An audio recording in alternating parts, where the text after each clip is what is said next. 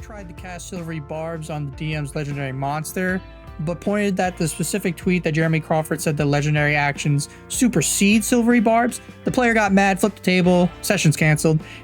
Hey guys, it's your boy, Perseus Galaximus, or whatever I keep saying, or used to say. Back at you, another story time video. So Audio. 2 things. Yo, what up? The last 3 episodes have involved the table being flipped. Oh yeah, we're on a trend. We are on a trend. Secondly, you doing the Perseus Maximus just reminds me that I keep coming up with stupider and stupider nicknames for the mobile suit Rick Dom. Like, we've got like Dom, Rick Dom, Ricky D, Rick Dominus. This has very It's just getting dumb. This has really similar energy to Rowboat Girly Man. Yeah, this has big Bobby McGillicuddy energy. Yeah. Yeah. I'm here for this. But I am back here with the boys, as always, Josh What's up, boys? and Isaiah. What's poppin', Jambles? Praise be the Codex to start. Praise be the beneficence of God and of mankind. Yeah. True, he did nothing wrong, except arguably, but I think he did nothing wrong. Yeah, whatever. It's, What now?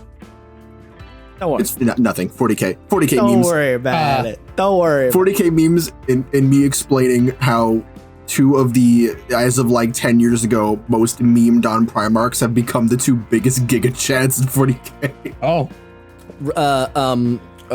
Robert Garcia is basically just Captain America. okay.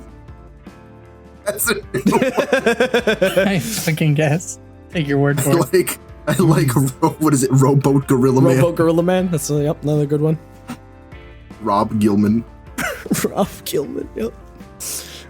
Matt has no idea what the fuck we're talking about No, I right have now. no idea. No, we're gonna have a 40k episode someday. We're No, we're gonna not. I steal refuse. from that other. Well, we're gonna need to Podcast. get Sam out of the warp for that one because I think between the 3 of you guys, I'll learn a lot. Listen, Maybe. I'm a freshly indoctrinated. I don't know nothing. I just know some stupid memes. Don't worry. Me and Sam got you. But yeah, today, guys, is going to be the final chapter that I've been delaying for like a month and a half, almost 2 months now.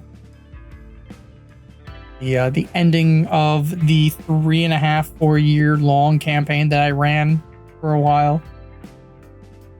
Come to an end. I'm trying to look back real quick. Fuck, when was the last? When was the last time? Okay, so the last one was 2 months ago. 2 months. Oh God, I'm sorry. Just to give you context. And if you somehow are rocking up to this episode and you haven't listened to all the other ones, go on to YouTube. I made a playlist for just this series. There's gonna be 7 episodes once we're done with this. So yeah, check out the playlist. There you go. I just made it nice and easy for you. Thanks, bud. Yeah. Don't thank me. Thank Jesus. Mm. Never mind. This is where it's like the Send more my you thank know, like audio. Yeah. The more you know. What was y'all remember like the old like Power Rangers like Sabin Corporation where it was all the kids and they would like fan out into the big rainbow star? No, Oh yeah, weird that was fucking- weird. I have no fucking clue what you're talking about. Oh, It was I'll find Yeah. a gif of it at some point. yeah. Okay. But yeah, I'm trying to remember because I should have looked up specifically what happened last time on Dragon Ball Z. But last time on Dragon Ball Z, my players finally got the Dragon Lance. They killed the big dragon goddess. Finally, they built it. They are now leaving the Feywild to go back and are about to begin the end of the campaign, and they're level 20. Which I hope you're not originally- expecting us to remember anything you've said up at this No. point, because fuck knows I don't. No, I remember none. I think I was out for one of those episodes too, so this is even better. This is me like coming back to class after missing a few. Like, yeah, and you're just like, wow, test is next week. I'm a fail. and I don't know if this was the same mindset with you guys, but like, so when I was first starting off the campaign, I was like, yeah, I want to run a campaign from 1 to 20. I want to do all this shit. I never really had the intention of like, I always thought that when the players hit 20, that's it, that's the end. And originally when I had like some of my notes and stuff, I was like, yeah, players will fight the boss at level like 18 or 19, I guess. I don't know, whatever. And then they defeat the end game boss, and then they hit level 20 and then game over. And then after, when I, years of playing later, I'm like, wait a minute. Why do we do this? Why do we always just end it at 20 and not like have some stuff happen, they hit 20 and then they fight the boss at like, because at level 20, you're basically like a demigod or god in D&D. I'm gonna keep it fucking for real friends with you, Matt. Yeah. I have no idea how you came to that conclusion. And before I continue on this rant, everybody take a moment and please hit follow or subscribe on whatever you're currently listening on. And if you've already done that, tell a friend. Tell a friend about us. Yeah. Anyway, yeah, I don't know how you came to that conclusion, I'm gonna be real, because to me, it was always very clear that, yeah, you hit level 20 and then you do the final mission. That was always the vibe in my head. So I'm not really sure where you came to the conclusion that level 20 means the game's over. Because if that were true, why would they bother giving you level 20 abilities? See, that's why I realized, like, again, after playing for so long, I was like, wait, it doesn't make any sense that we would end it at 20. No. Maybe the players want to play for a little bit, actually use their like Level 20 again, all my abilities? players were multi-class, so none of them had level 20 abilities anyways. Yeah, I know. Still. But fair enough. But people That's crazy. playing, I'm just playing at high level, like it's a thing no one really achieves. No one does. Not no And, one, like, I but like- rare. yeah. Small percentage. Yeah. I get to say it's a cool notch on my belt that The people who achieve it. it, Matt, are people like us who I call turbo nerds. Turbo nerd, yeah. Omega Single- nerds. Single bored men with nothing better to do than roll clicky clack math rocks and pretend to be funny hot elf ladies. Yep. I don't know. Isaiah, were you also in that mindset with me, or no? You were like, I'm just no. trying to think if I've ever played a hot elf lady. I haven't either. Does do NPCs count? You played fucking what's her name, Valentine. You are absolutely correct. I did play a hot elf lady. There you go. I played Villa for the fucking sci-fi, which wasn't an elf. I don't remember how I forgot that, TBH. You forgore. I did. We've come full circle. Yeah. It's red. Tiny fruit fly in my drink right now. Protein. Rats. Anyway. Just gonna ignore. Yep. But so I'm like, you know what? Let me add, and again, this is one of the things I mentioned it a couple of times where it was a problem where I would add to the campaign, which is probably why it also prolonged the campaign for as long as it did. So I'm like, okay, shit, I gotta add some adventures and some little shit for my players to do before we go fight the big bad at level 20. Oh no. And you guys will attest to some of the messages I would send you where I was like, yeah, fucking high level D&D is really tough. I am fine. I am struggling to challenge my play. It's very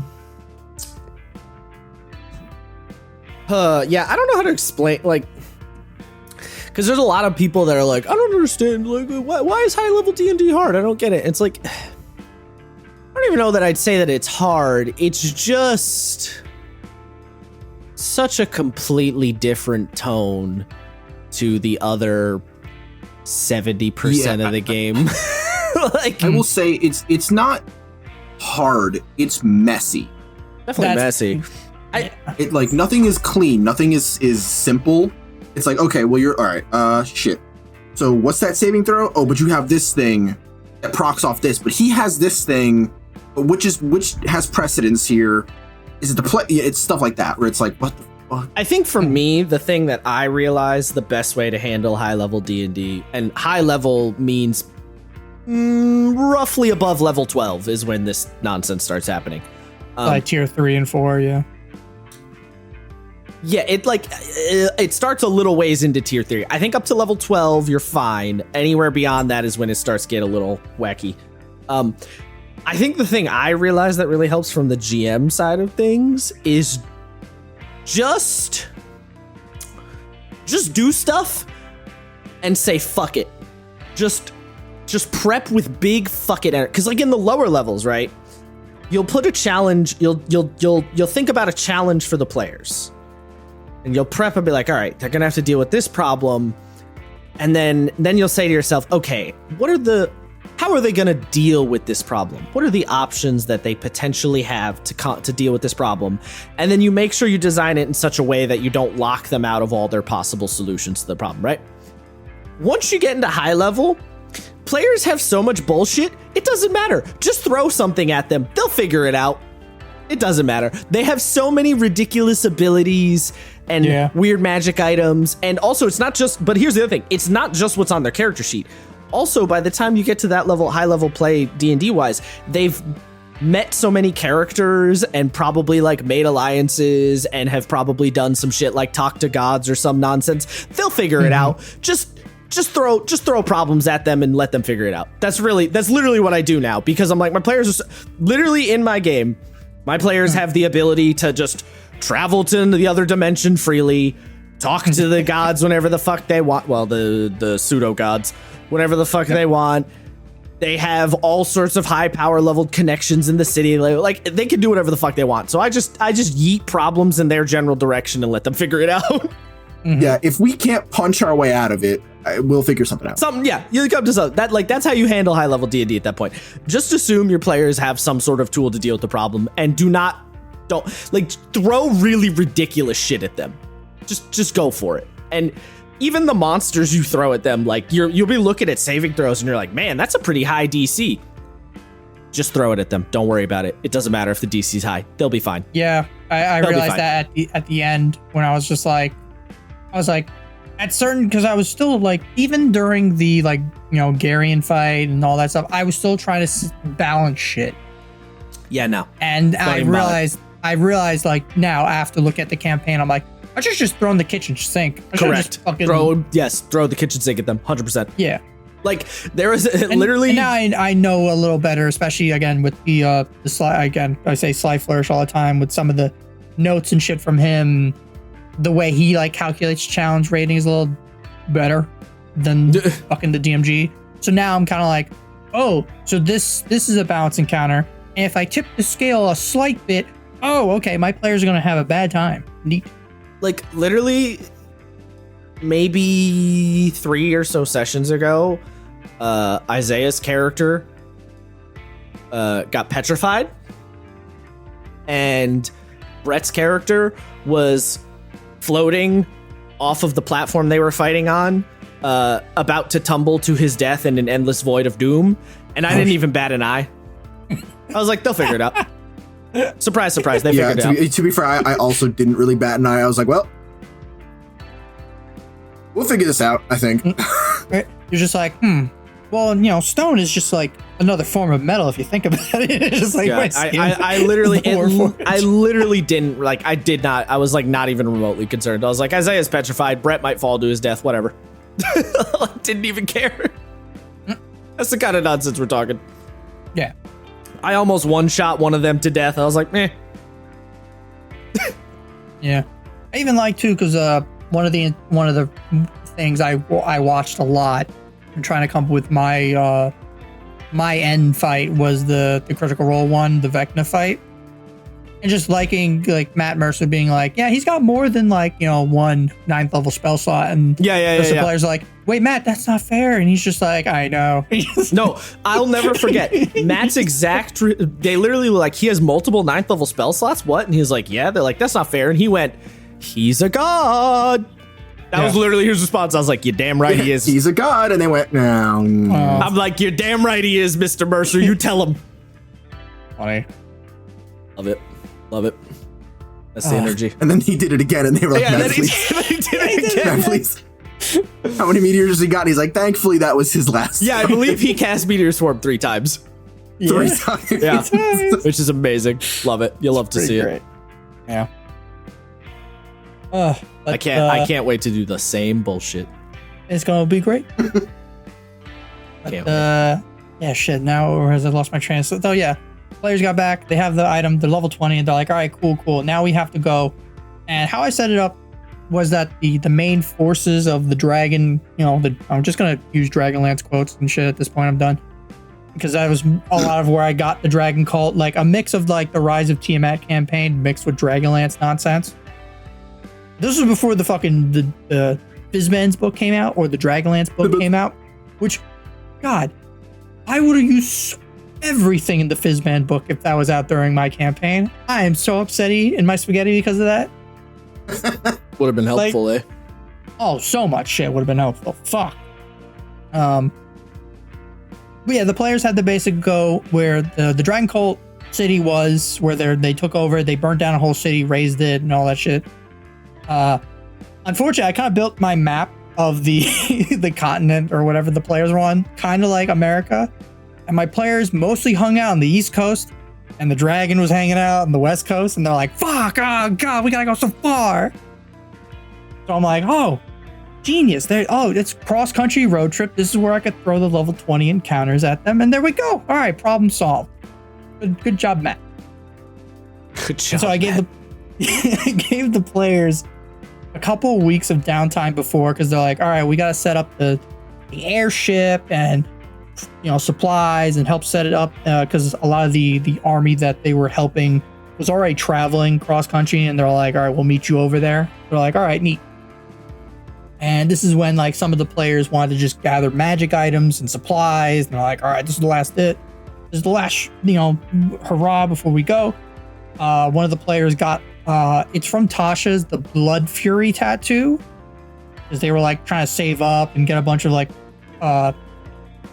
ingredients for it and shit. And it's like the super cool one where I think you crit on a 19 and you deal like a fuck ton of necrotic damage on a hit. I don't remember. It's like the really legendary fucking tattoo. Sure. I think I remember what you're talking about. I'm trying to. Yeah. I have technology. I could just look this up on Yield Fighting Tools. I have no some fun of the clue players. Some of the players were also trying to find the Rakshasa guy, because they're like, he's still out there, Matt. They're like, we have to get him. And they tried searching for a while, and it was a combination of like they did roll really bad on the searching, and then me as a DM being like, listen, the campaign is coming to an end. I'm just gonna fucking throw this guy away. It's fine. You just don't worry about it. He doesn't exist anymore. Yeah. All right. Sure. This is also when Matt was super burnt the fuck out, and then being like, oh, now I have to add a cross-country airship fucking level 20, but a couple encounters and shit. Fuck me. All right. Or Yeah. you just don't. Yeah, I should have just You should have just don't it. but I didn't. I don't know why. I don't know why you felt it necessary to like have them do encounters and shit. Because I wanted to give them a couple of chances to use their abilities and shit before the big bad, before the ending. I guess. Yeah, I know. I mean, I think you did the right thing for the most part, like giving them a few chances to like actually use their abilities. I get that it was stressful, but I think you did the right thing. Yeah, because it was cool, and like again, some of the random shit that happened was funny, but like also, again, how much other than like I added to the final encounters, because they did have a fight before they fought the big bad, so I could have added some other stuff in there instead of the cross country trip, but like at the time I wasn't thinking straight. I was just kind of like, I'll just do what I always do, and I'll just add more.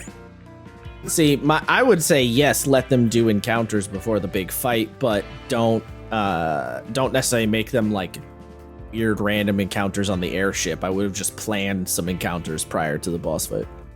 Yeah. But and then this is where, so I talked to Joe too about this, because I told you guys when Joe got to, because now he swapped his class. He's now an Aberrant Mind Sorcerer. And so getting to 18th level, and I think he dipped in Cleric or something, I don't remember. But basically he got access to the Wish spell. And so he's like, Matt, I want to cast Wish all 4 weeks of downtime, and like I want to use the Omega like effects of Wish, and not like I recast spell of 8th or lower. And I'm like, oh shit, okay. I'm like, write them out to me. Let me know what the fuck you're doing. Did he have to make rolls to see if he could keep doing it? Yeah, because that's how Wish works. If you're not replicating a spell of 8th level or lower, you roll I think it's like a 30% chance. And if you roll below 30, then you can't cast Wish again. And on top of that, you take like the amount of like you lose your strength and all that shit. Yeah, well, because you said like for 4 weeks. I'm like, that's a lot of casts of Wish. Yeah, he did it 4 times. And then the last time he managed to get the 30% and wasn't able to cast Wish again. I was like, oh, fuck. It only took this long. Yeah. But, and the first one was that he wanted his whole character's thing was like, he thought that his patron, because Joe, remember, he was originally a Shadow Sorcerer, and he was a Great One Warlock, and then now he's an Aberrant Mind Sorcerer. And all the while he was doing the whole, like, I'm not a cultist who wants punch, like handing out pamphlets and shit to like people and being like, praise this space god. It's great. And so throughout the campaign, he kind of built up a following. And so his first wish was, yeah, I want my religion to be more influential and more powerful. And I was like, okay. Oh no. That's a pretty Shadley move. Oh yeah.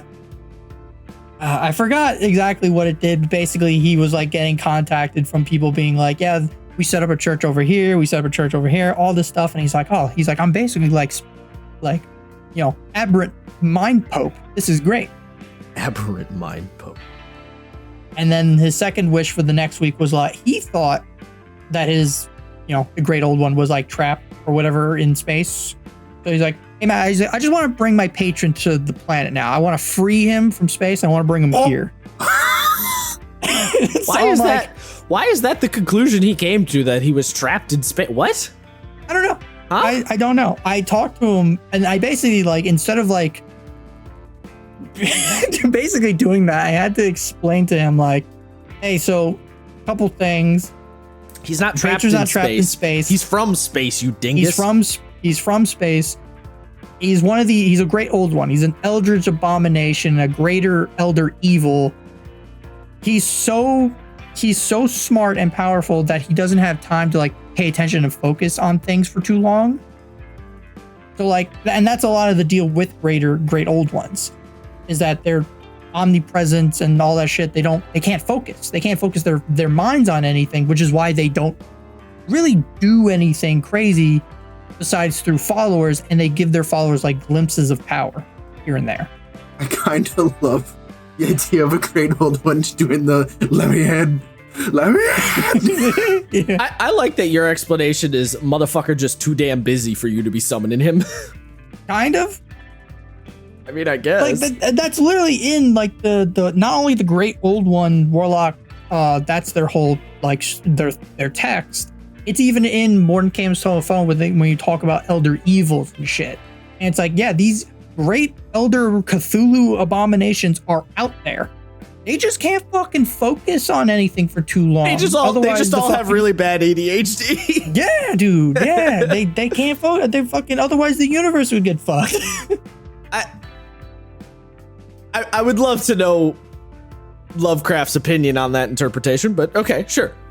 Again, this is like my hodgepodge Spark Notes version of what I've read. Right? Yeah, I get what you're saying. But I just take it with a grain of salt. I just would like love to like.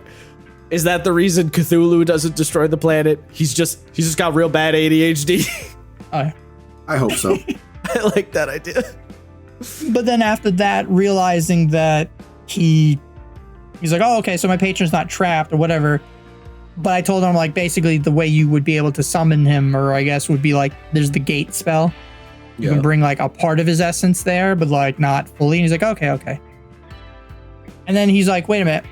So I know now this guy, he's an Elder Evil, all the shit. He can't pay attention for too long. Did I start a cult? Yes. To which he in character finally realizes like, oh no, I've been doing Eve this whole time. Wait, you're telling me he literally had a moment where he went, "Are we the baddies?" Yeah. Oh my Bro. In God. so My brother in Christ. out of character, Joe knew what he was doing. He was like playing around and fucking with the other players. That's great. In character, his character fully believed that his elder abomination space god was a good guy. Wasn't evil?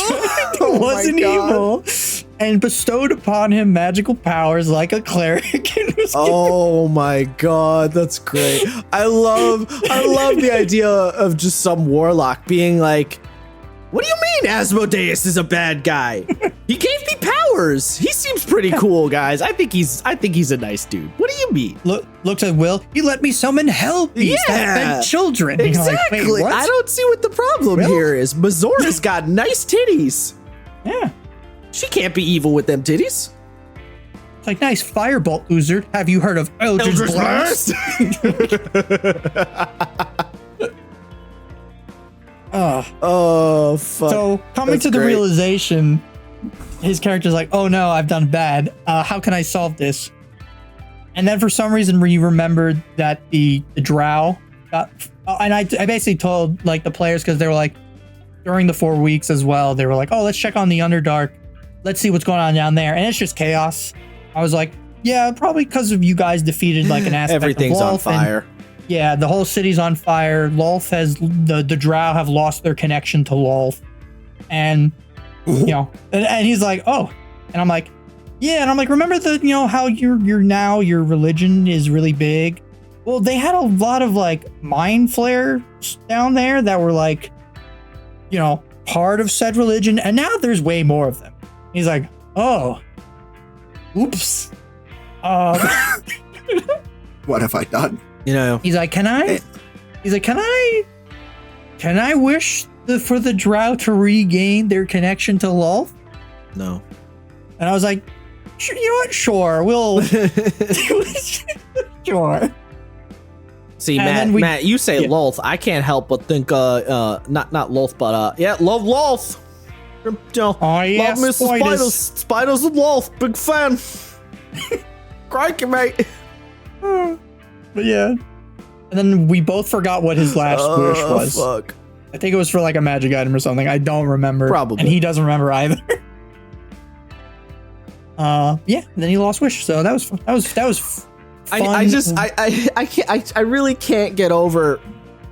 I'm gonna summon Cthulhu to Earth. Why? I don't know. He seems like he's having a bad time up there in space. My brother in Christ, he lives in space. I think he wanted to bring his god to help fight Dragon God. He's like, let two kaijus duel. Let them fight. Let them fight. I mean, he's onto something there. It's not a terrible Yeah. idea.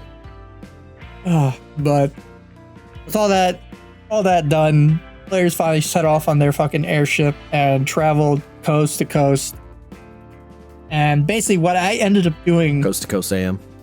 yeah, because I'm a madman, is I made a level 20 encounter table. Oh my fucking god! And I basically had the Wow. with different encounters, and I had the players Matt. roll, and if they got this is because Oh I my am God. insane. Yeah, Dude. Oh. and they only managed to get a couple of the encounters. One of them I ripped straight from like one of the 4E planar books, and I was gonna have the Rakshasa guy come back with like on a hell pirate ship with a bunch of devils and shit, and try and raid the players. That didn't happen. Except Matt, See- I have to appreciate that you are the definition of that fucking Dasani commercial, or the meme with it's like, I need water, and it just shows Dasani water, and the guy like crawls into the desert.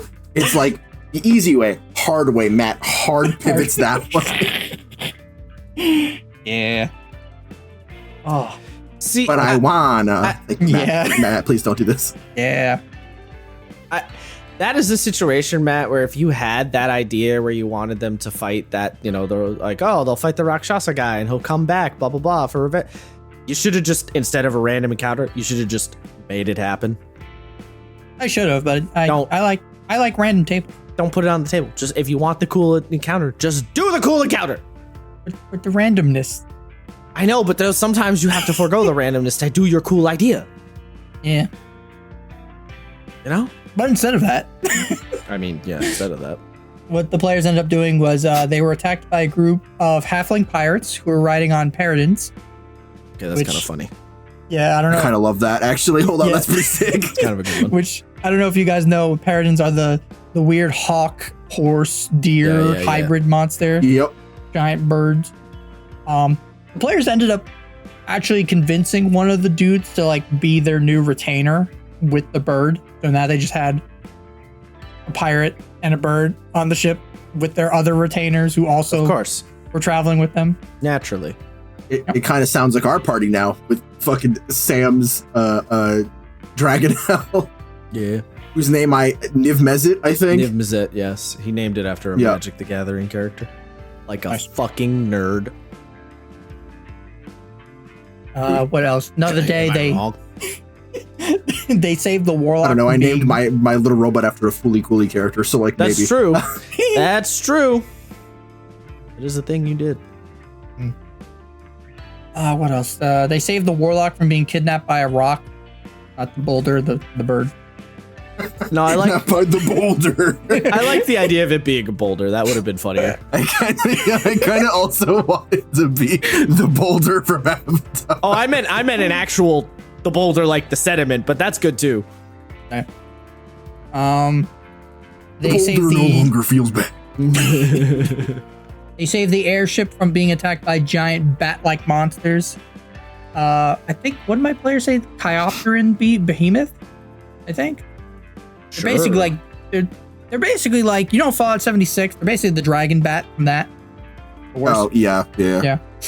And then I think the last one was my favorite, is the funniest, is there was a dwarf mage sitting on a floating island calling for help and was like, please help me, for the love of God, I'm trapped. And the players were like, this is obviously a bait, right? This has got to be a trap. And as they get closer over, tendrils start like sprouting out from the little floating island and wrapping around the ship and beginning to crush the ship. And the player's like, what the fuck? There's a monster card from Magic the Gathering called a Gomza or something. It's basically just a floating island with tentacles, and I thought it was funny, so I just made it a monster. Okay. Yeah, All right. Yeah. Matt, I might need you to send me that stat block. The players actually ended up killing it really easy. They fucking the Shadow Monk was able to like phase through the whole thing, plant like a fuck ton of TNT that he saved up, and then blew its brains out. They saved the dwarf though. I love they that. saved him. Yeah. Wait, what Okay. campaign was it where I was stockpiling TNT? Probably Chris's. I think it probably, yeah, I was in a game where I was stockpiling a shit ton of explosives to the point where I was like, this is gonna get, Yeah. it's about to get wacky. And I don't think anything ever came of it, but I really want it. Yeah, the Shadow Monk, he kept doing that because like he got mad because I was like, you know, he's like, oh, this is again back before when I was kind of being annoying about certain things.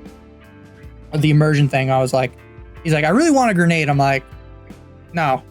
He's like, the fuck? He points to the gunsmith. He's like, he can have a gun, and I found this TNT. Are you telling me I can't have a grenade? And that just became a meme after a while. I just kept giving the players and giving him things that were basically grenades but magic. But not grenades. Yeah. But not grenades. And he's like, I just want fucking shrapnel. No. I just want to shrapnelize somebody. I'm like, Fuck you. no. I do what I want. I'm like, here's a bead of fireball. He's like, fuck your bead. Throws it on the ground and explodes. Fuck your bead. I love it. It's great. Yeah. But after those wacky hijinks, players finally made it to the outskirts of the city, got to meet up with a bunch of old NPCs and people they haven't spoke to for literal years because campaign time. They're like, oh yeah, there was that bard from that one town we saved. Oh yeah, what it's was his Scrimbo name? Bimbo from session 2. Yeah, I literally did Literally, that's bro. They were like, holy shit. That's Like, that is literally how the most recent expansion for Final Fantasy 14 ends. Like just random fucking NPCs showed up where you're like, oh shit, it's Steve. Like just dudes. Just dudes who you're like barely remember, but you're like, hey yo. It's so fucking great. One of the players like, yo, it's that blacksmith. We saved his daughter and he gave me that dagger of venom. Neat. Why the fuck are you here? Why are you here? Doesn't matter. Doesn't matter. We're here to kill God. You're like, you're damn right we are. It's like, I'm here to stab more people with more daggers of venom. Like, all right. I like his chutzpah. Yeah. And basically the plan of attack for the players and for everybody was, as the players kind of arrived, they saw that, imagine if you will, big city, constantly just on fire. Constantly on fire. And the players are like, so we gotta go in there. That's where the dragon cult and the dragon god lady is. And they're like, yep. Dragon cult, yep. Turns to the left, sees just as massive, if not more massive than their army, just rocking up near the city. And they're like, what's that? What's that? They're like, oh yeah, the invisible overlord's here. They're like, but like, why? They're like, well, his army's coming to, clean house after whoever wins. They're like, that's not fair. It's just your dick move. That's cheating. You can't have an army when we have an army. What the fuck? So basically, and to get my players to the actual encounter, what I basically had the rebellion people, their NPC friends were like, listen, we're gonna lure the Overlord's army into following us into going after the city and basically trying to take out as many dragon cultists as we can while luring them and distracting the Overlord. And they're like, okay, your goal is to keep the Dragonlance from the Overlord and to use your airship to fly directly to where the dragon goddess is living, which should be in the center of the city. And they're like, okay, we're gonna take our magic wooden boat with an air balloon into the fire city to fight a fire dragon. This is giving me very Critical Role energy, Matt. Yeah, because I literally ripped it from Critical Role because I was so burnt the fuck out and I was changing my ideas. So finally, I kind of gave up and I kind of like stole the Thordak shit. Yeah. It's Thordak and Vecta, similar kind of. Yeah. Energy. Because I was so burnt. I was so tired. And one of the other things, I was constantly changing and rewriting how I wanted the ending, like this bit to be. I literally changed shit on the day of the game. That's how fucking like I couldn't make up my mind. I was building the train tracks as the train was coming. And it was the Wallace and Gromit where he's throwing down the track. Yeah. Like it sounds like as you got towards the end, Matt, that the train hit you. Yeah, 100%. The train just bowled your ass over. Yeah. And so I had a lot of outside stress going on, school, work, other shit. On top of that, I was stressing myself and putting a lot of stress on myself as a DM because I was like, I gotta make this a good ending. I gotta try to build the perfect ending for the campaign. I gotta make sure everyone's enjoying it. Meanwhile, the back of my mind, I was like, fuck. I have no idea what the fuck I'm doing. I'm so tired. Fuck, I should have ended this way longer.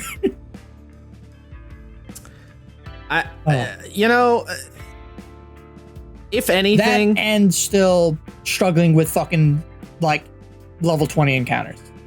Yeah, if anything, I think that this entire retrospective we've done with the campaign, Matt, I think a good lesson to take from this is someone else is GMing a long campaign. You're probably gonna feel better about it if you condense more. Just condense more than you think you need to. Cut more than you think you need to. Do the thing authors always talk about where you just kill your babies, ruthlessly, brutally edit, and at the end you will probably have a better product, even though in the moment it doesn't feel like it. I realize that now. Yeah. And like looking back, that's always how it goes. Myself, I'm like, I should have edited it. I should have. Yeah. And then the other thing too, I was doing what a lot of newer DMs do, and I was trying to stay out my novel, like trying to have like a cohesive like narrative for the players. When in reality, yeah, it'd be nice if you do that in your D&D games, but you don't have to. Like, it's okay. It's like, if there's plot holes, it's fine. Honestly, you know, Matt, it's such a hard thing to do just to prove that it's like a difficult thing. Me right now in my current game, I still am like, shit. There's absolutely things I should have cut and things I should have sped up. Even though I knew and I have many years of experience GMing, I still was like, damn. I still went on for longer than I wanted to. Like, it's really hard to not. It's hard to do that ruthless cutting, even if you do know. Which is why I'm like, cut as much as you can. Be as brutal as possible. You know, like, even me looking back, I'm like, man, I should have sped up XP more. There's a couple of bits I should have taken out. Like, fucking A, dude. Yeah. Actually, that's why, and I mentioned it to you guys, and I'm glad I talked to my players about the whole, my campaign, and basically I cut out a bunch of stuff and not doing Mad Mage anymore for my players. Yes. Because I brutal, realized ruthless looking at cutting. Because I realized looking at the campaign, because right now what I end up doing, I have like a, you know, not a spreadsheet, but I have everything, like, I have the train stations mapped out, and then everything else in between, I have like maybe 1 or 2 bullet points, and then when we get there, I will get there, because I don't want to do the thing I used to do and write like a fucking essay for shit that's not going to happen 3 months from now, and then, oh no, none of that shit ended up happening. That's 10 pages of document, like, wasted. I was about to question what you meant by train stations, and I thought about it for a second. Yeah, the points, like the major beats of the campaign, and realizing with going into it works, Mad but Mage, I kind of hate that you said it. Sorry, it was the easiest comparison. It's a good comparison. I hate that. I'm mad that it worked. Yeah, but it's like looking at my campaign, and like, again, I still want to do the 1 to 20, and now I'm doing that with Strixhaven, and I'm gonna take some of the dungeons from Mad Mage and throw them in there, and the player, and you know. But if I ran both, looking back, my window now is 2 years. I'm like, I do not want to run a campaign that goes beyond 2 years. Bro, my window is 1. Yeah. Well, how long is this one going on for? Almost 3. Almost 3. I know. Yeah, okay. So I don't. I was gonna say. The only reason it went almost 3 is because I really, really wanted to put 5e through its full paces. I wanted to try and hit every note that I could, because I don't know, it just felt like a game. I felt like I needed to do. This campaign I'm currently running was kind of an experiment. In a way, It was a study. Yeah. I felt like I needed to get everything out of it that I possibly could, because I had a feeling, I was like, once I'm done with this, I'm probably not going to look at 5e again for quite a while. So I need to really put this bitch through its paces. So it went on for a while to get that full experience. Now, if I were to do 5e again, I think one of the biggest things is speed that leveling curve way up. That would be mission number 1. I would break down the math and look at all the XP that was needed to get from 1 to 20, and I would break it down in a session by session basis and figure out roughly how much XP I needed to deal out every session to keep on the pace that I want to keep on. That's what I would do if I were to do it again. Yeah. Well, that's why I really want to run the one Ebron thing from Adventure League, because it's 20 to 24 sessions. That's it. And if you want to homebrew and add some things here and there, that's fine. Then I'll add to the length. But still only around like 25, 30 sessions of game. And then you have a full campaign. This is great. I'll admit, I have a hard time believing that. Yeah. Well, if I run it later, I'll let you know how it works. I'll report back, because it's also, I think with my group, 6 people, things might take a little longer, so it might not end up being that. But regardless, I ripped off a lot of shit for this last bit, because I was just I wanted a good ending for the players. I wanted a good fight.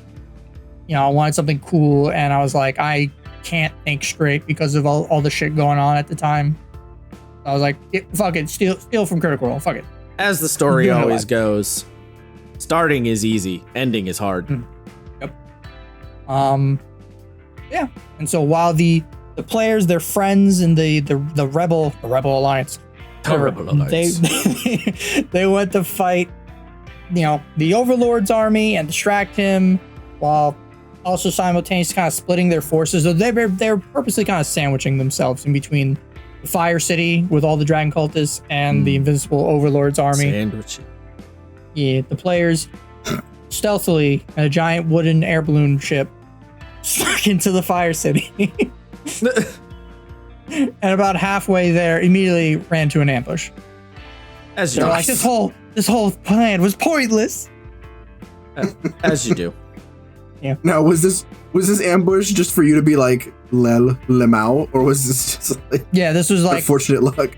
no, this was I had planned this encounter, so I was like, yeah, let's do it. Nice. I threw it was 6 Death Knights Jesus And- Christ.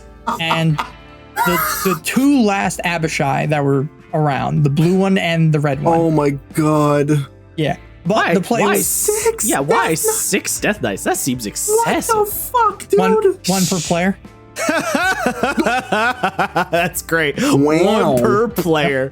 Fuck you Plus on- guys in particular. Plus, on top of that, they had a bunch of their NPC retainers, which granted, most of them were only level 7 because of how the MCDM system works. But they had a lot. They had like 5 NPCs helping them. So it was what did I say? 8? It was 8 bad guys against 11 good guys. So Yeah. I Death must Knight- ask, Yeah. with 6 Death Knights, Yeah. was it a challenge? Oh yeah. Yeah, actually, it was. Okay. Yeah, some of the players, they got really hurt. One of the biggest things was a lot of the players were trying to focus fire on the red Abishai. That because they're like, the red one has to be the boss, obviously. So they kept attacking that one, leaving the Death Knights to just fucking wail on them. And the blue Abishai was mostly a super powerful like archmage, basically. So it was like flinging spells, trying to slow them. So they were taking a lot of damage, but they managed to kill the red Abishai because they were just unloading so much damage that literally the red Abishai was like, it couldn't do anything. It just walked up, hey guys, and just getting fucking like blasted constantly. I think But then this is not really relevant, but I find it interesting that there is only one version of the Death Knight stat block. There's no like super Death Knight. well, that's the Lord Soth Death Knight now. That one's just a little souped up Death Knight. Is he souped up? He's got Finger of Death for free. Nice. Yeah. What do Yeah. you fucking mean for free? For free. He can cast it for free because that's what Lord Soth did in the books. Nice. I like it. Yeah. Good. Yeah. That's wild. Yeah. But I did two mean things in this encounter. The first was when the players killed the red Abishai. I basically said that its essence fused with the blue Abishai, and then they turned into a 2-headed dragon.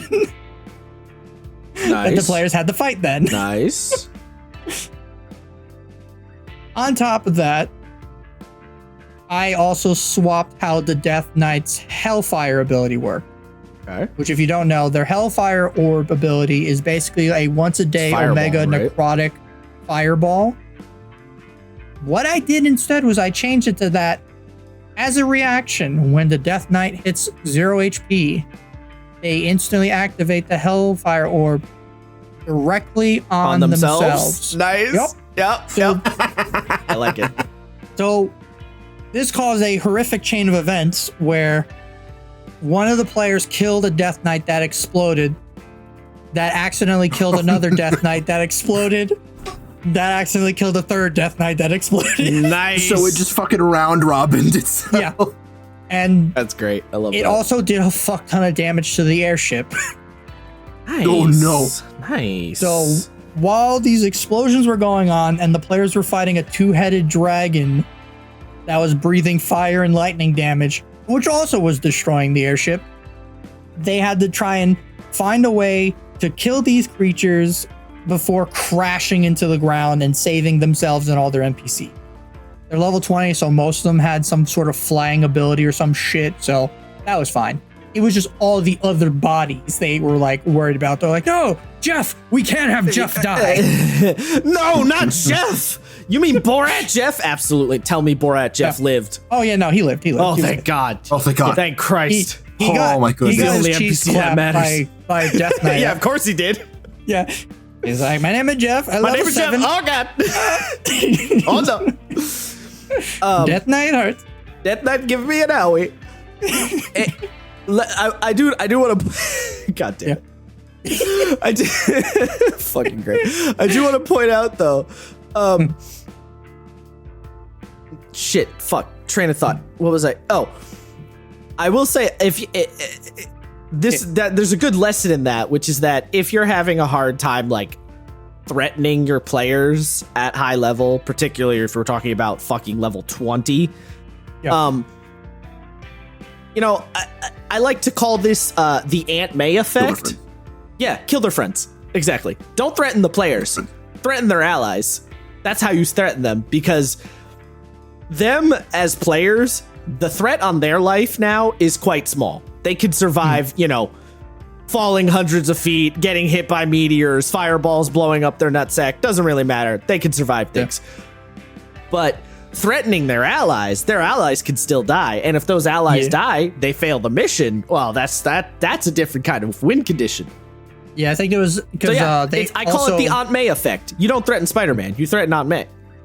Yeah, because one of the big things with this group of players is none of them had their own source of like healing themselves. So they ended up bringing along Nurse Joy on this trip. Oh no! And she got one-shotted by like one of the Death Knights. So she like of course she did. She didn't die. She survived, but like the players, they saw they're like, yeah, one of the Death Knights swipes at her and she's down to 0 HP, and they're like, no! And one of the players was dating her at the time. It was like, no, my wife. Fucking yeah, no. Yes, make it messy. Yeah, the players literally looked and went, my wife. Yeah. But they actually one of the the gunsmith at the time, during the downtime, I guess he managed to save up and buy because he's a gunsmith, a bullet of dragon slaying, not to be confused with an arrow of dragon Right, slaying, of course. and managed to shoot the two-headed dragon in the heart and kill it. Of course. Yeah. I feel like yeah. I feel like that's another thing that the game doesn't teach or explain, but a lot of GMs do, and I think is generally a pretty good idea, which is that when dealing with higher level players and like, okay, they can just do all this damage and they have all these abilities and all these crazy magic items, yada, yada, yada. How do I make like a final boss or a mini boss, or how do I make this shit actually have somewhat of a challenge? And I think one of the really good ways to do it is to make it so that just reducing the enemy's HP to 0 isn't the answer. You know, like I think something that was really smart, not to suck Mr. Mercer off, but you know, something that was really smart that he did for Critical Role was that to beat Vecna, they didn't just have to get his HP to 0. They had to do a specific series of checks and actions to actually beat him, because he's not beatable otherwise. And I think that really helps to drive home the point of like, he's a god. You can't just punch him in the nads and he dies. Like, it's not that simple. I sort of did that with the second I think final the game encounter. should talk about that kind of thing more, and it doesn't, as far as I'm aware. I mean, who knows? They should for like maybe the DMG mentions it somewhere. I don't look at the DMG very much, as we all know. Surprise. Yeah. But yeah, after they saved all the NPCs, they got off the airship. They lost their airship. It crashed to a burning building. Fucking gone. Real big sag. players ended up telling most of the NPCs basically they're like, all right, just Leave. like go back to base, let them know what happened. We don't want to lose any of you guys, except for you, Nurse Joy. You're coming with us. You're the only healer. And then they took a short rest. They quaffed a fuck ton of different potions, including giving the Drake pet a potion of growth so they can actually like ride it into battle. Yeah, fucking super cool. Oh, and I think they also took the Peryton, the deer bird, because one of the players was like, "I wish to ride your bird. Alright, give it to me." To ride your bird. Give it to me. To me now. Yeah. But he was like, no. Oh, you can't hide him. What? Well, the player was like, "If he questions me, Matt, I'm level 20. He can't say anything. He's a fucking pirate." Wow. I'm like, give "Oh." me your pet or I will threaten you with bodily harm. I see. Yep. Nice. Isaiah says like he hasn't done that. Not for someone else's pet. Maybe not for that once. Give me your skin. What? Give me your skin. Yeah. But the players went. I built this like, it was a natural volcano cave built up into the middle of the city, surrounded, all this gold, dead bodies, all this shit. Players went in, multiple like stalagmites, a bunch of smaller, tinier volcanoes inside that the players kind of looked at and they're like, "Oh, there's like eggs inside." And I was like, "Oh, that's not good." And then in the like way in the back, eggs.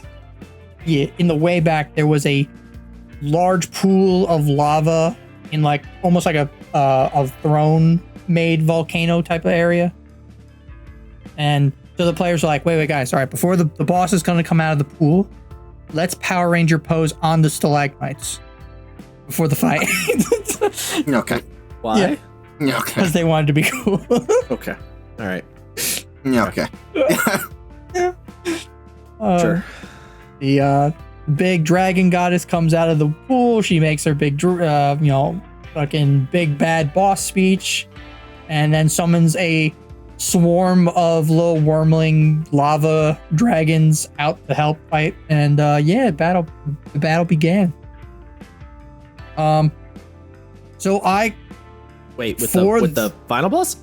well, kind of the final boss. Oh. So this is the final like actual fight. Ooh. Okay. There's a book that came out called Legendary Dragons that had a shit ton of really cool dragon bosses, and I basically took one of those and I fused it with the Tiamat stat block. So it was really like gnarly. One of her legendary actions were like these spikes that would like shoot out of the ground and stab a player and do like a fuck ton of damage, but then they were also restrained, so they couldn't move.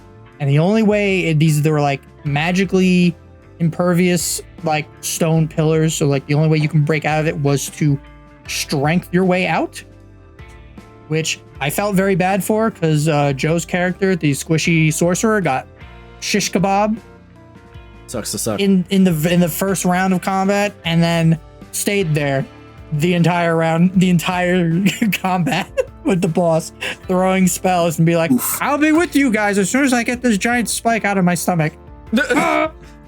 Oh god, I'm in so much pain. Please help. Yeah.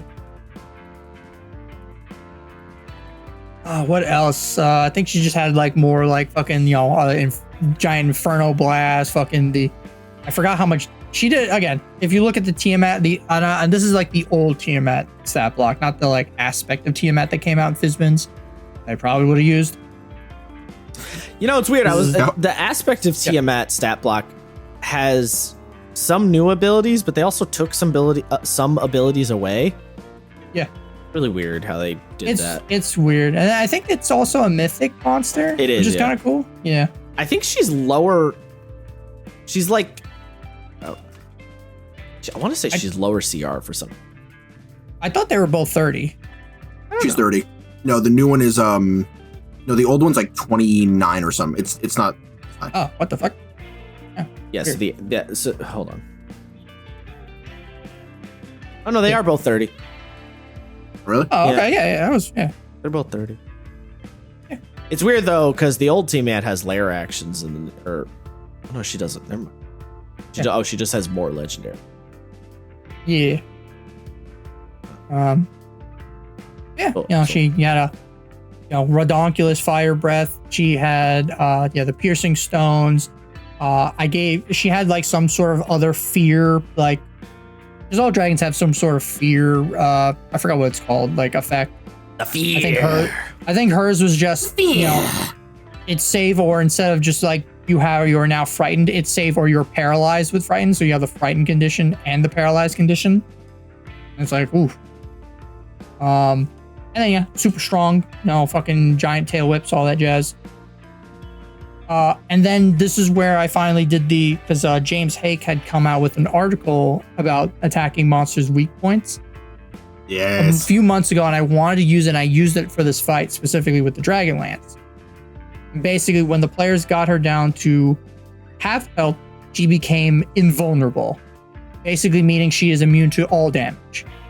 And so and it only really lasted one round, but for one round of combat, the players had to fly around this dragon, get their asses kicked, and try and find her weak spot while trying to avoid like taking a fuck ton of damage and everything. And for some dumb reason that night, because the joke with my players and I is that I roll really bad for bad guys in combat.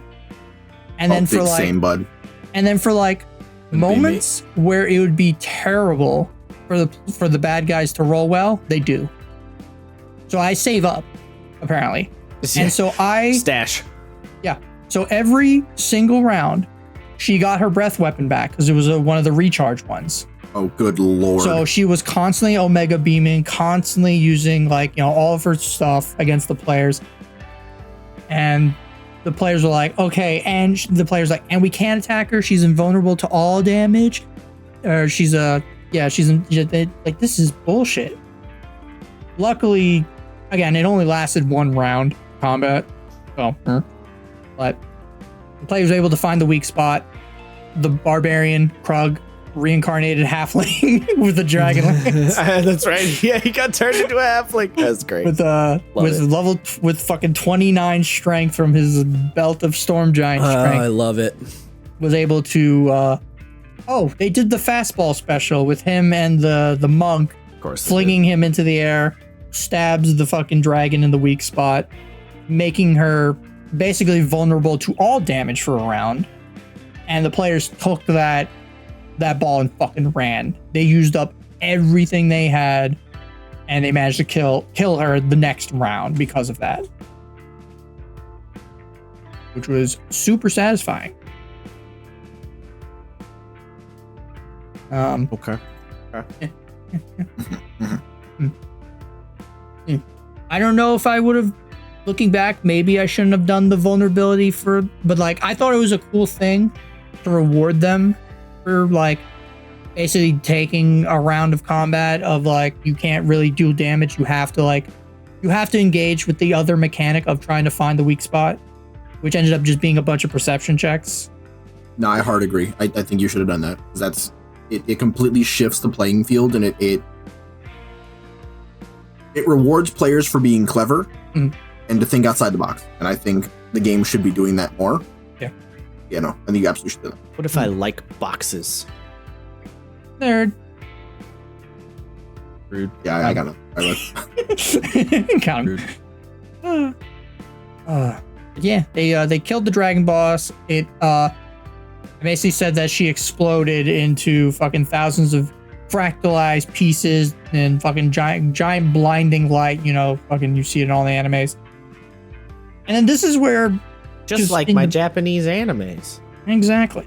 In the back of my mind, because again, I was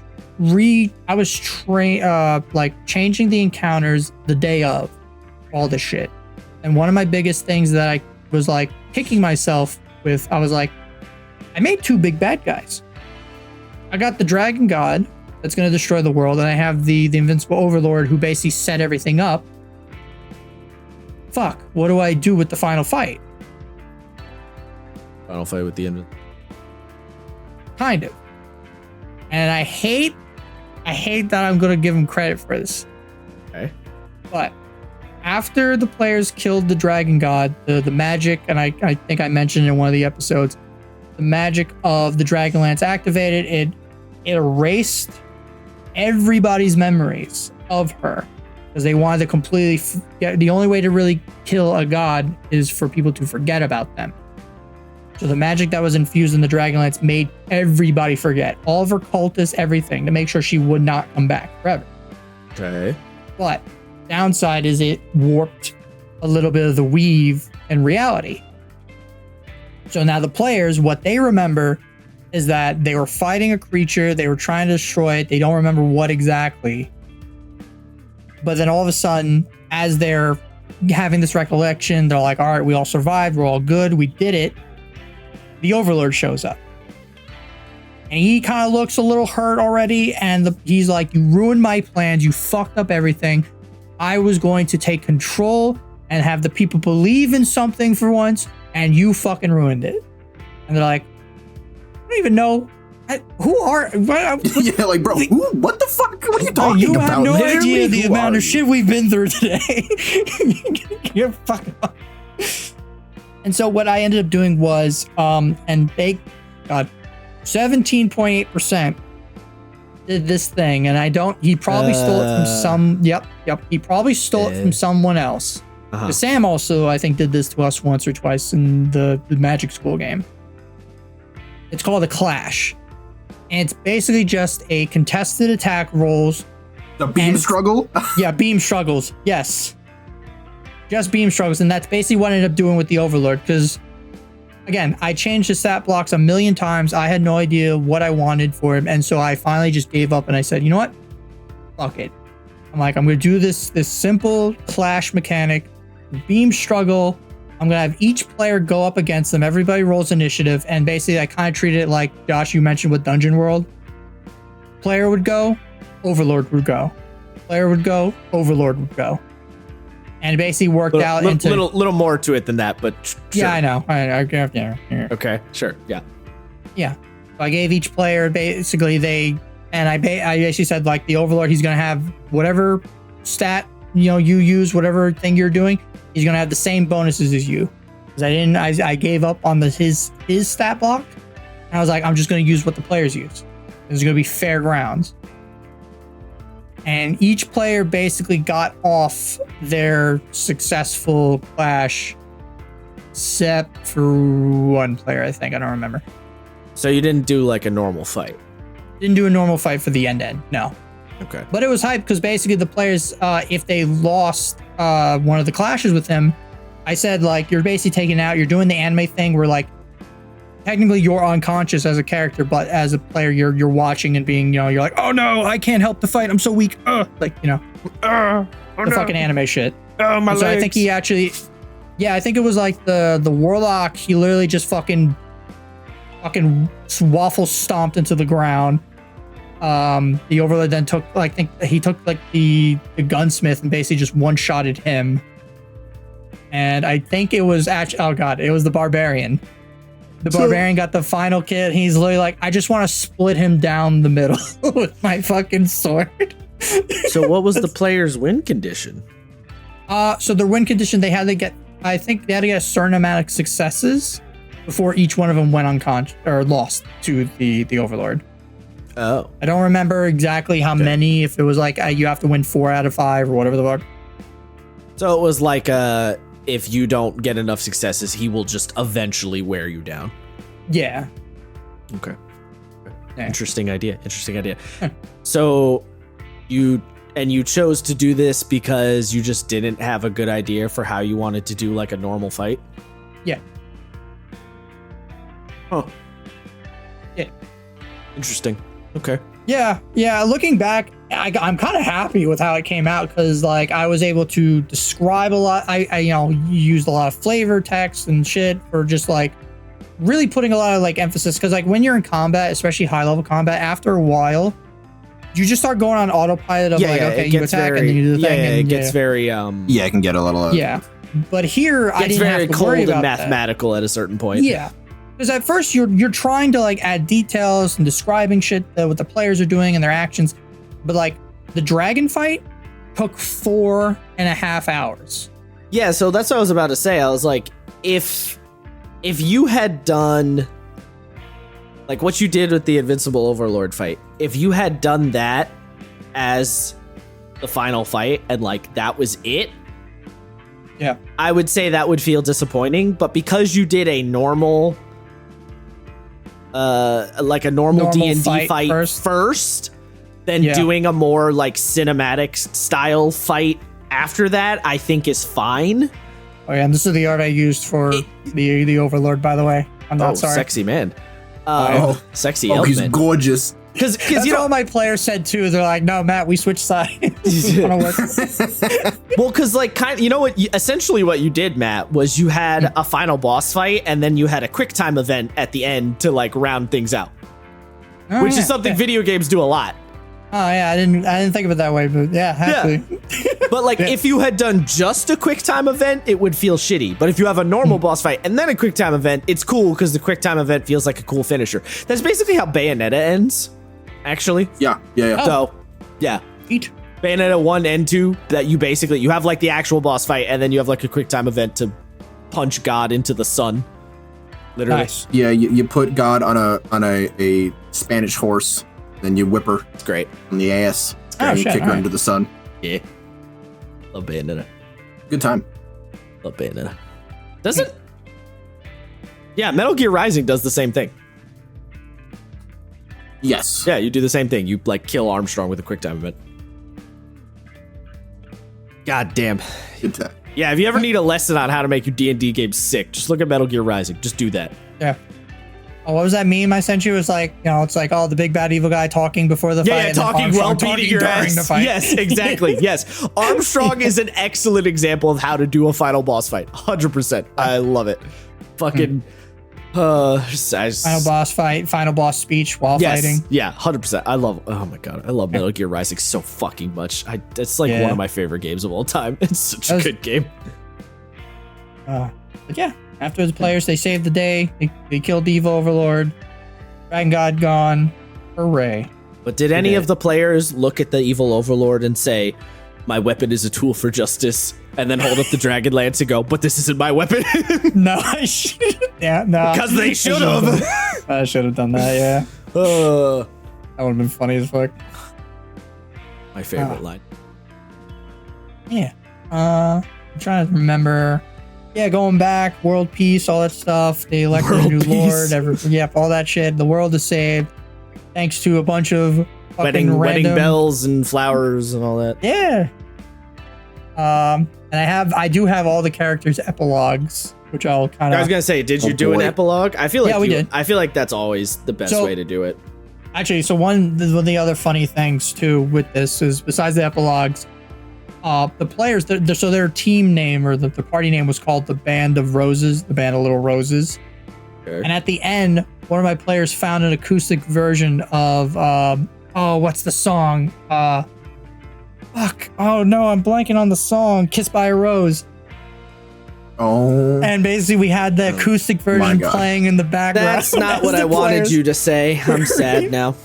I really It kind of made it a really nice moment. To be honest, it did, as cheesy as it sounds, it was a really nice moment because it made like, yeah, we've spent like 3.5 years in this game. This is really cool. It made everything more like kind of touching and emotional. It's funny in a weird way. It's funny you say that. When I finished my Dungeon World game, the song I played at the very end was the Undertale song, literally just called Undertale, and it's just like a piano track.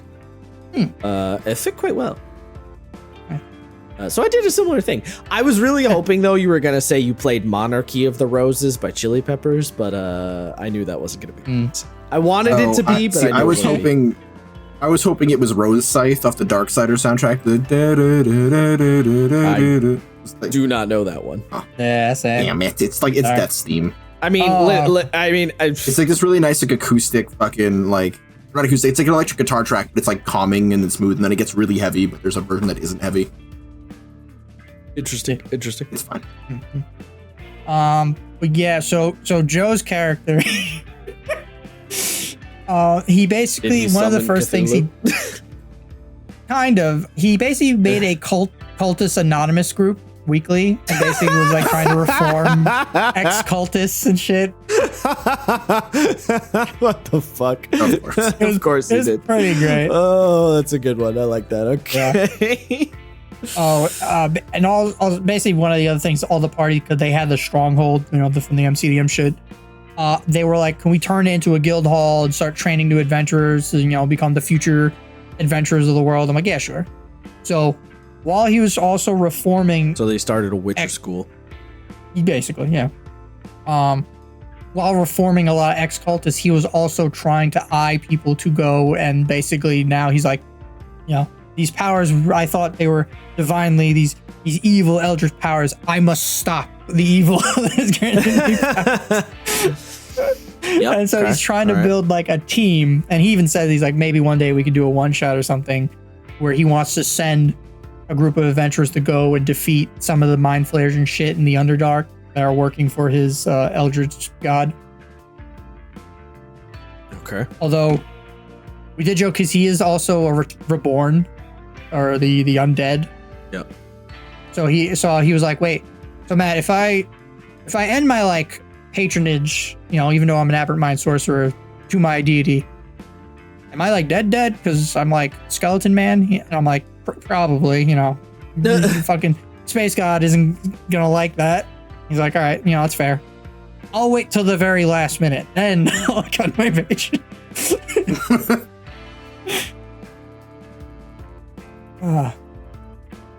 Yeah.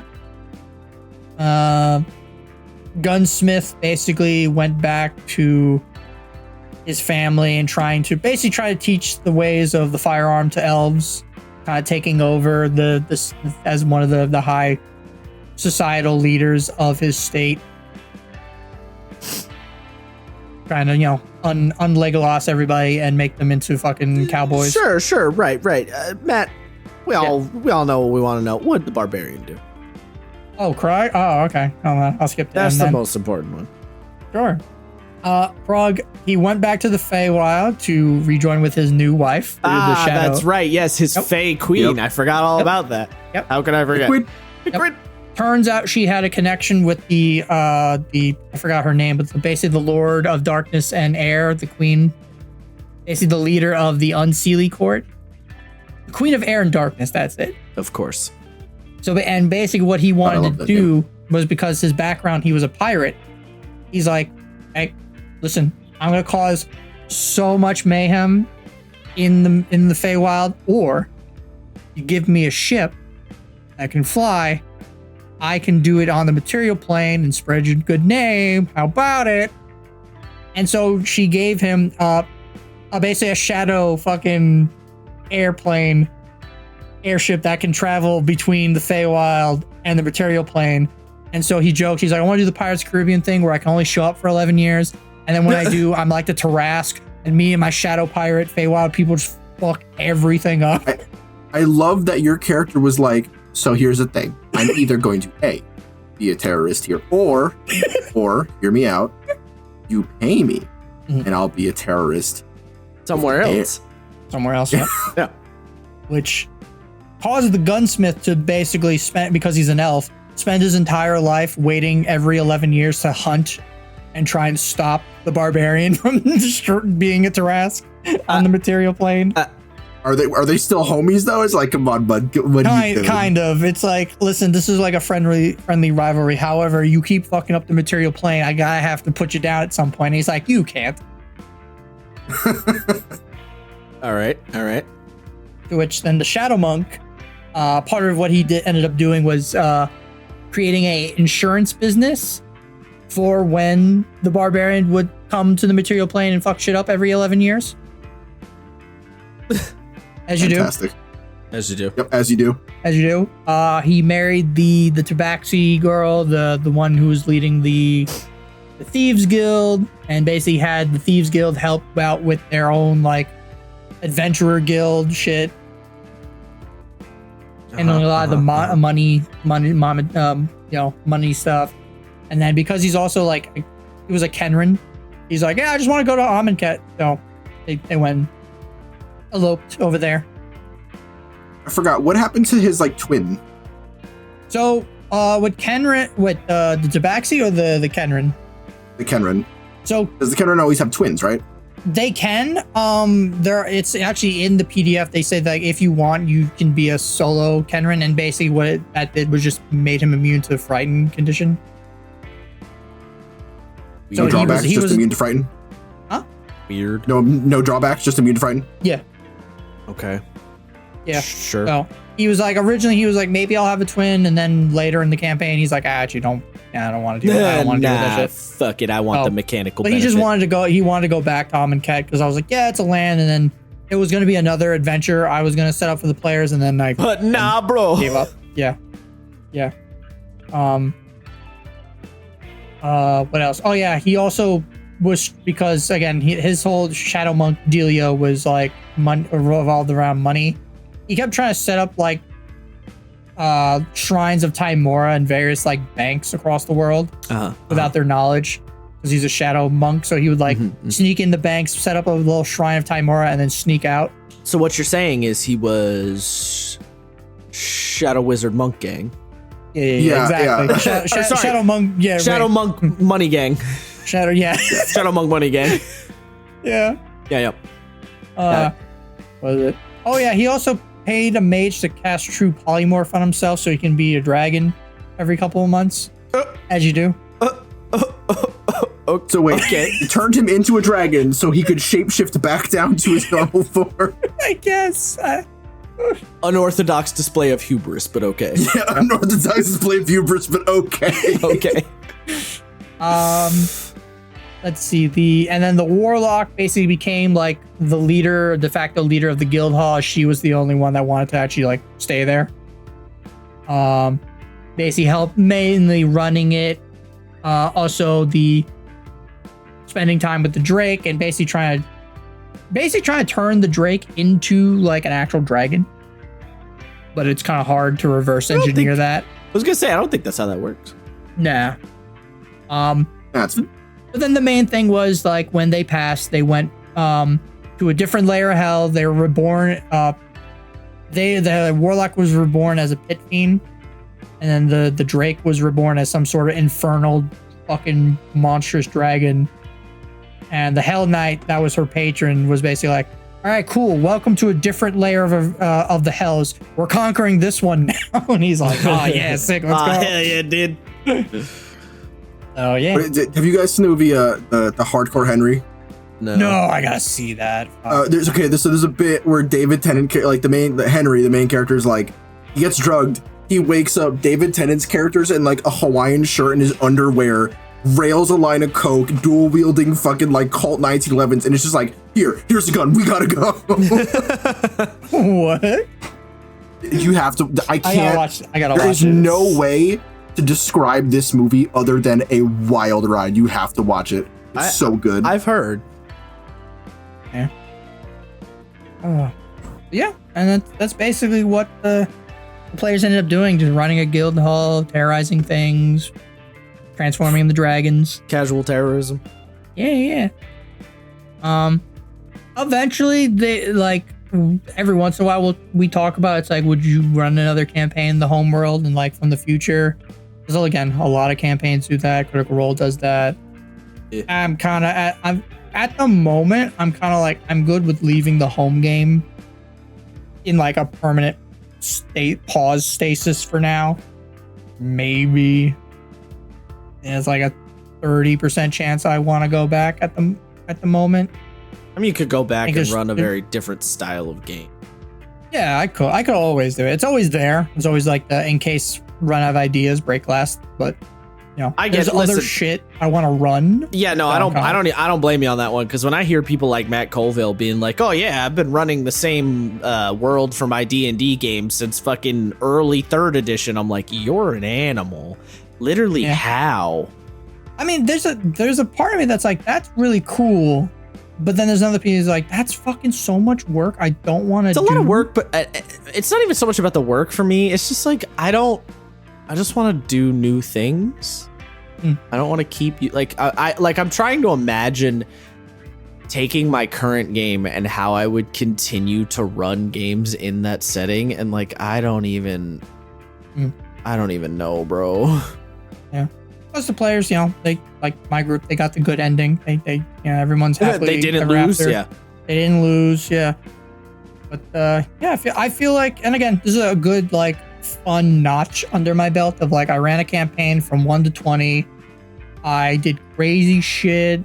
Went to different planes, fucking battled dragons, and all this stuff. I think I kind of ran the gamut. I used, and one of the other things too, with I don't know if I mentioned to you guys, the one of the other things I wanted to do is I wanted to use and play with a lot of like classic D&D monsters that like, because I never fucking used them, or I never heard. This was my first time, so like Right. I used mind flayers a couple of times. I've used like gelatinous cubes, mimic, like everything, like the fucking classics that everyone's like owlbears.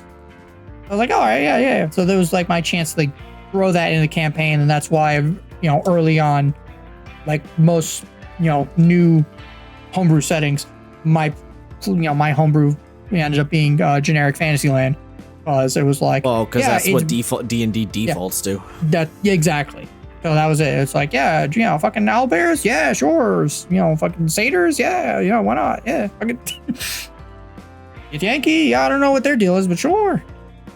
Sure. Frog people. Fuck. Will never not be funny. It's so funny. But yeah, that's basically it. What was your How do you feel, final? Matt? You finally done it. Finally done. Recounted the entire saga. The entire saga. Mark Notes abridged version. I mean, yeah. So, Yeah. What was your final session count? What do you mean count? Like how How long? many sessions? Oh, fuck if I know, dude. I stopped. I didn't fucking count. See, I keep notes based on session number. Now I do, but like the only thing I did beforehand was I took notes of like what happened, like bullet points of what happened in the session. Was it a good session? Was it a bad session? Was there things I should have done differently? But I never dated anything, and eventually it just became one giant fucking like list. So, but like I never took track of the dates. Now, like I have a physical notebook for the Well, Strixhaven game. that I I'm don't running. write down the dates, but I do write down the session number. Right. Well, I'm doing. I write down the dates, and like from there, I can always just count it. Like I think right now we're at session like 40 something in Strixhaven. I mean, I'll tell you right now, I am at. Come on. 80. Just did Yay. session 80. Nice. God damn, that number is too much. Yeah. Thinking we're Which going is- to end around 90. Let's see. Nah, just push to 100, man. What are you talking about? I ain't pushing it any more than it needs to go. If we end up at 100, we end up at 100, but I'm not pushing nothing. It's going to go as long as it needs to. That final stretch. Just And write an that's it. entire encounter table for the ending. Right after the game. You know, Matt, you joke about that, but I am kind of doing that Somehow. because the players have to make a big long march to a specific location, and I designed an entire subsystem for that march to said location. Alright. I have a several page long document describing the mechanics of the subsystem and how that's going to work Jesus. that I'm sure my players haven't read yet. So I'm getting next week. Sorry. it'll be fun. Yeah. You gave him too many pages, Josh. You got like one page. It's only like 4 pages. 4. No, you gotta shrink that shit down. Players aren't gonna read that. Hold on, how many pages is it? 1, 2, 3, 4, 5, 6. Okay, it's 7 Yeah. pages. It's 7 All right, pages. now take 5 of those pages and throw them I away. can't, man. It's all important information. I don't know about that. Listen, bud, I took the time the to most design this. My importance players are of going to importance. interact with this fucking system, all right? Mm. They don't have a choice. Interact with me, cowards. They don't get a choice in the matter. I'm not interacting with you. You're interacting with us. Correct. The players. Correct.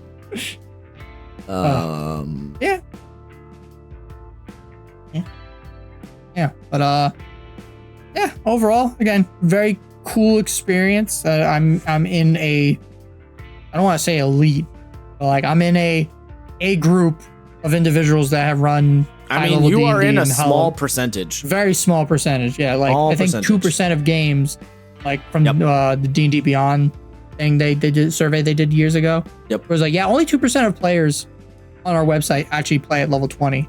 Yeah. It's like, oh shit. Which is funny that it's 2% and then like it's like not even 1% for like level 19, which is why I'm glad I skipped it. I'm like, yeah, who plays at level 19? I didn't skip level players 19. pretty soon. I had players playing at level 19. Yeah. But yeah. Yeah, we did it. We're cool. And again, now we're all fucking veteran players and shit. And, who knows it's wild because Brett's about to hit level 19 in 2 separate. He's about to hit level 22 games. Yeah. That's crazy. Yeah. Yeah, that's cool. Yeah, because my game's already at level 20. Nice. Let me tell you, Matt, if you ever play something other than D&D, you're going to be so shocked when you see how much faster and more concise other games are.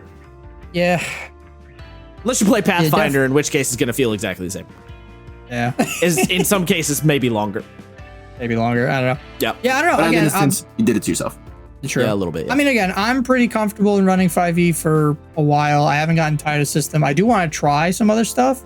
That is the craziest statement you've made to me. I don't understand how you're not tired of it. I'm so fucking tired of 5e. Because again, point. I know this is probably not the correct way. It's because you don't read. It's because you don't read other games for fun. Yeah, I read other games every once in a while, but like, yeah, not for fun, not on my own. Like, actually, no, on my own, but like, not that often. Like, I haven't read the Cyberpunk. Actually, probably before I left for fucking Norway, Europe. I'm looking at new games like once a month, at least. Yeah. I don't know, because again, I know again, this is not the probably the correct way or whatever, but I look at like D&D not as the game and as the console, which I know is not correct. Because like there are different, because like I feel like with D&D, like there are different games and ways to play, and 5e is the rule set, like the console that you kind of run it. Which I know it's not the correct way to think about it. But cool, like, yeah, no, I got a lot of beef with that statement, but I'm not going to go on a diatribe right now. But it works for me. So. Maybe one day. I guess. You just gave me an aneurysm, but sure. Okay. No, Matt, you keep doing you. I mean, yeah, you do you, I guess. I just... Okay. All right. Every game is a Skyrim. Basically, yeah. Every game is... Everything is Skyrim. It's all Dark Souls Skyrims. Yep. It's all Souls rims. Yeah. Guy Souls? Guy Souls, yeah. I guess you guys... do you guys have any other questions, I guess, before our wrap up? Or yeah, how the fuck did you run another 5e game out? I took a 9 to 10 month break. I know you did, but still. Running. No, I know. I know, because I did run in between that downtime with you guys with the one shots, like the White Plume Mountain. But like one shots were fine. I don't know. After with this game right now, I just cannot see a universe where I'm like, yeah, let's run some more 5e. I just can't do it. Just do it. Maybe I probably could run the only 5e. I'll go for Isaac. Yeah, I probably could run a 5e game after doing Hellscapes. But I guess it's because it's not 5e. Yeah, it's not technically. I think you should run a 5e game, like a straight up D&D 5e personally. But yeah. Maybe keep it shorter. I don't know. Yeah. I think you should do it just to feel it. Yeah. I could maybe see myself doing a module. That's the one thing where I'm like, maybe I'll do a module at some point, like an adventure at some point in the future. Because I do kind of want to know what that is like. Yeah, I was thinking, if not the Eberron one, I was looking through some of the new one, the Phandelver one, and goddamn, it is a super tonal whiplash, and I'm like, Yeah.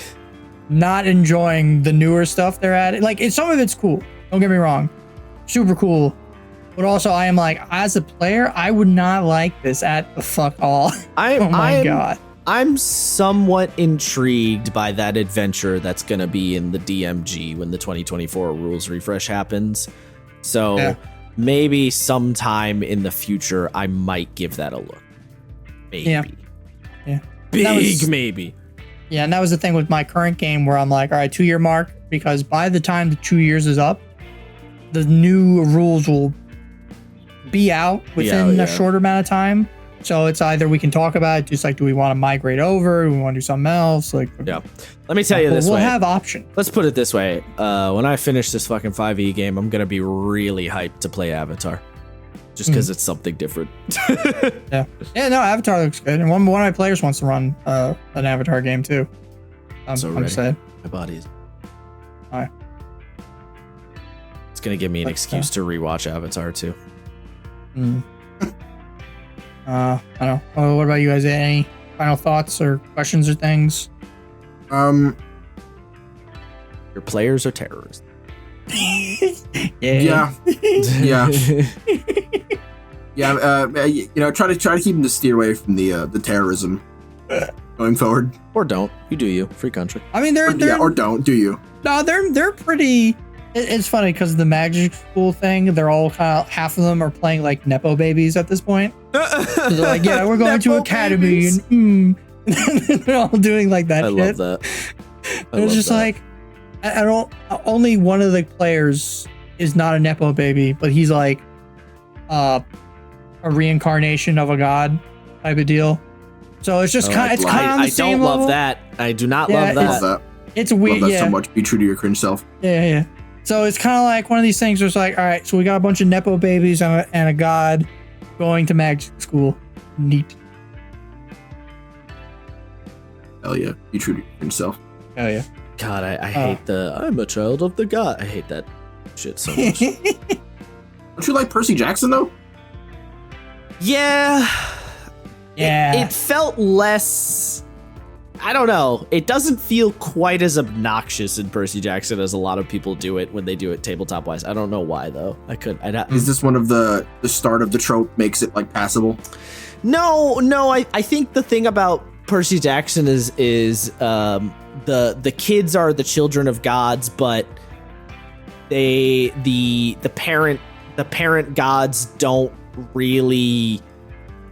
Like, they still have to deal with their own problems. Like, they're the kids of gods, but it doesn't really make them, like, invincible or anything like that. They can't just call dad to ask them for, like, a crisp high five. Like, they still have to deal with their own shit. I think that's what makes it feel different until the very last book. And then it gets a little wacky woohoo and they start doing some wild and shit. Are you talking about but- the last book in his first series or the The other last of the series? Percy Jackson books. Oh, I didn't think it went too far. That one chick, What I I can't remember her name, the daughter of Ares, Oh. when she literally got the blessing of Ares and killed like hundreds of monsters and then killed like a dragon or some shit and stuck it on the end of her chariot like a flag. That was a little much. Yeah, Or when I guess. I Percy. feel like if it's the last book, that's when you're supposed Well, to. so go. that's Yeah. yeah, exactly. That's why it didn't bother me as much, just because of the last book. Or like when Percy had the power of Achilles and he was just fucking dudes up and was Well, like he specific. That was a invincible. magic buff he got. Yeah, Like, no, I that know, wasn't I know. like my dad gave me that. That was. It wasn't, but there was also a fight that he got into where he was summoning water and like created a typhoon around himself because he had like omega waterbender powers by the end of it. It got like he got kind of wild. I ain't gonna lie, Yeah. but I said, by the last book, fine, acceptable. Yeah. I mean, again, to be fair to the player, nothing like that has gone on like egregiously. Yeah. It's not like my parents bestowed upon me. He's like, I'm reincarnating. I'm learning my powers. This is also he's the battle master, so he's not like super magical. Some of the background stuff he's gotten was from there, but like Your otherwise choice, it's but been alright. like, he's like, I was a god of war and stuff, so I'm trying to learn. I am the god of war. Yeah, basically. And go no fuck. We're gods, boy. No, I'm just thinking that you shall not partake of the cabbage. Zeus! Ooh, I've come Give for me your my fruity doobie. pebbles. Yeah. I both love and hate the God of War games. They are a blessing and a curse. They really Oh, are. damn, I gotta find out the actors on Cameo. I gotta have him scream the The Zeus, I've original, come for your fruity the pebbles. original Kratos actor, probably, Both? I don't know. probably. I can get both. But and you have want him to do the I sing. come seeking the weed of Olympus. Come seeking the cabbage of the gods. I have to find whoever did fucking Lancelot and Fate so I can have him do the banana rotate thing. Ooh, I like that. I like that too. I think it's really funny. Like, this is not relevant, but I think I always find it really funny that Kratos has been played by black dudes both times. Kratos is black. Yeah. Kratos is black. He also is like ambiguously colored in every game except one where he's like really clearly pale. But even in the first one, he's like really dark for a Greek dude. He is, yeah. Anyway, Yeah. what are we doing? Get I don't the know, fuck out of here. Follow us on yeah. Twitter. Yeah, Yeah. Have you Please, guys? y'all motherfuckers late. Yeah. Have you guys run Stick around campaigns and from level 1 to 20? Let us know in the comments. Or don't. yeah, that I was gonna say. Stick around for a few more years for Matt to do his next version. Yeah, right. Yeah. Damn